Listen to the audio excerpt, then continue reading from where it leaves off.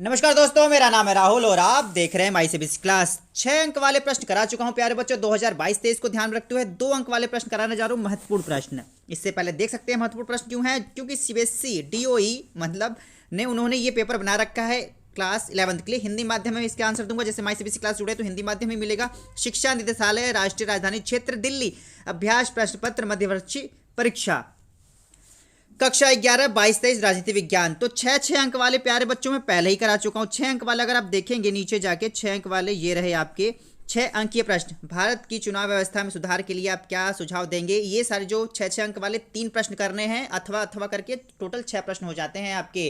तो मैंने सभी के उत्तर दे दिए हैं, लिंक डिस्क्रिप्शन में है, वहां जाके आप आसानी से देख सकते हैं बाकी प्रश्नों के उत्तर। तो और बच्चों ने कमेंट किया था, इस वजह से मैं 2-2 नंबर वाले भी और 4-4 नंबर वाले मैंने सोचा करा दूं। और ये मैंने मैप भी करवा रखा है। मैप तो मैंने बहुत पहले ही करा दिया था, ठीक है। द्विसदनात्मक जो चीज़ें हैं वो उसको भरना है। यहाँ पे भारत में दिए गए मानचित्र में A, B, C, D से ऐसे 4 राज्य दर्शाए गए हैं जहाँ द्विसदनीय विधानमंडल है। इन्हों पहचान कर अपनी उत्तर पुस्तिका में भरे। प्यारे बच्चों, ये पहले ही मैं भरवा चुका हूँ। आप वो वीडियो भी देख सकते हैं और प्लेलिस्ट में तो मैंने सब कुछ दे रखा है, ठीक है। तो चलिए आज हम बारी है 2-2 अंक वालों की, ठीक है। खंड सी वर्णात्मक प्रश्न, 2 अंकीय प्रश्न, 1-1 अंक वाले अगर आप कहेंगे तो उसे भी करा दूंगा। फिलहाल समय कम है तो 2 अंक वाले जरूर करा देता हूं मैं। प्रश्न नंबर 22, सामुदायिक विकास कार्यक्रम से आप क्या समझते हैं। देखो, 2 अक्टूबर सन 1952 में सामुदायिक विकास और विकास सेवा स्तर कार्यक्रम का प्रारंभ हुआ था, ठीक है। सामुदायिक विकास का संबंध ग्रामीण विकास से जोड़ा गया है। इसका उद्देश्य गांव में जीवन निर्वाह की मुख्य दशाओं में सुधार करना है, ठीक है, ताकि गांव में रहने वाले लोगों का भी जीवन स्तर और ऊंचा उठ सके। बस 2 नंबर में इतना ही लिखना है। प्रश्न नंबर 23, राजनीतिक सिद्धांत को परिभाषित कीजिए। जैसा कि आपके सामने एक चित्र दिखाई दे रहा है, अध्याय 8 राजनीतिक सिद्धांत। यहाँ पे 3 पॉइंट दिए गए हैं, मैं तीनों पढ़ देता हूँ। लेकिन जो प्रश्न में इसमें लिखा है 23 का आंसर है ये तीसरा वाला पॉइंट। तीसरा वाला पॉइंट क्या है, राजनीति बनाम राजनीतिक सिद्धांत। राज प्लस नीति, नीति पर आधारित शासन, विशेष सिद्धांत व व्यवहार का राजनीति में आना राजनीतिक सिद्धांत कहलाता है। यही इसकी परिभाषा है।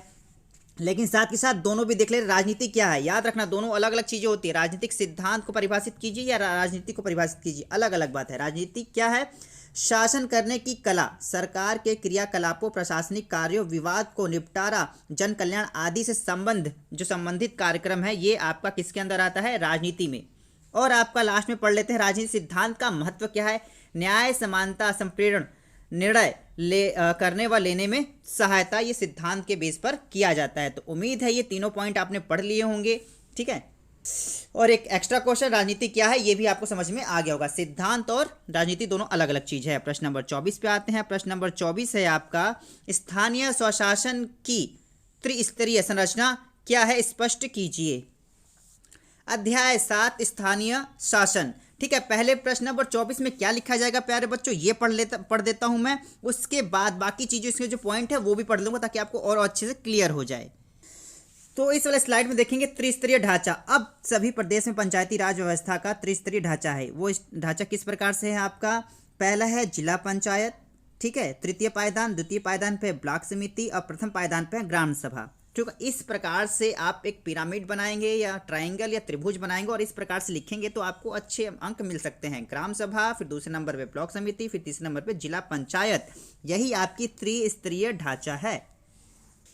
तो चलिए एक एक्स्ट्रा क्वेश्चन 4 अंकीय प्रश्न कर लेते हैं, ठीक है। 4 अंकीय प्रश्न है आपका। प्रश्न नंबर 25, न्यायपालिका की स्वतंत्रता को संविधान द्वारा किस प्रकार सुनिश्चित किया गया है, ऐसे किन्हीं 4 उपायों को लिखिए। मैं 4 से ज़्यादा बता दूंगा, ठीक है, तो आप नोट डाउन कर सकते हैं। तो पहला जो पॉइंट है, न्यायाधीशों की सेवा निवृत्त की आयु निश्चित है, ठीक।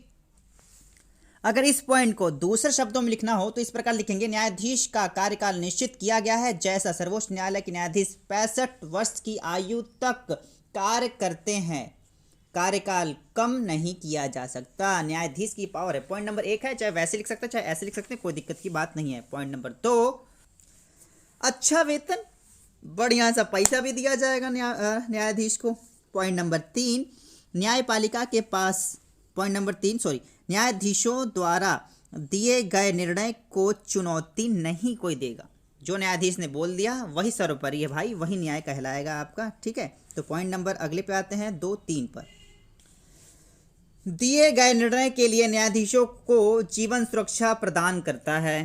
नेक्स्ट पॉइंट, राजसत्ता द्वारा न्यायाधीशों के कार्यों में बाधा न पहुंचाना, मतलब कि जो नेता वगैरह हैं कुछ नहीं कर सकते। किसका? न्यायाधीशों का। न्यायाधीशों की नियुक्ति में विधान पालिका का हस्तक्षेप नहीं है, बिल्कुल भी हस्तक्षेप नहीं होगा विधान पालिका का। और दूसरा ये भी है, न्यायालय की अवमानना। अवमानना का मतलब है अगर न्यायालय की को जो निर्णय को नहीं मानेगा तो न्यायालय उसे दंडित भी कर सकती है। आइए आइए इधर आइए इधर आइए, आपको अच्छे समझाया जाता है। न्यायपालिका ने जो निर्णय दिया है उसका सर्वोपरि मान्य होगा। और आपने देखा होगी टीवी वगैरह में भी कि न्यायालय जो निर्णय देगी हम उसका सम्मान करेंगे, उसका मान करेंगे। ठीक है, इस प्रकार से होता चीज़ें।